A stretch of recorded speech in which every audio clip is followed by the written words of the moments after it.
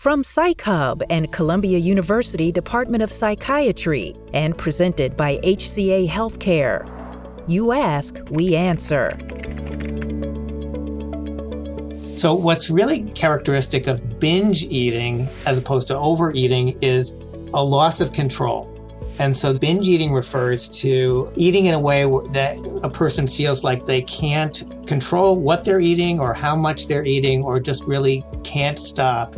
And in talking with people with binge eating disorder, which is one of the early things that we did when we were trying to understand more about this new diagnosis, people often would say that they had struggled with other kinds of problems like alcohol problems or drug problems or whatever. And this was like that it really felt like that level of loss of control. And then for binge eating disorder, it needs to be accompanied by other features like a real distress about the eating. Some people might feel like I ate a little more ice cream than I intended to. I guess that was a little bit out of control.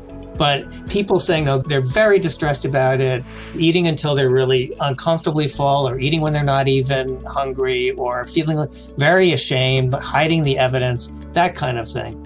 Binge eating disorder is a classic remitting and relapsing disorder. So what will happen typically for people with binge eating disorder is to go in cycles of out of control periods of a lot of binging and then pulling it together and being in periods of dieting, oftentimes over control, maybe unsustainable over control, and then losing it again and going back to binge eating. And when those kinds of criteria are invoked, it's a much smaller percentage of people that actually would meet the bar for this binge eating disorder.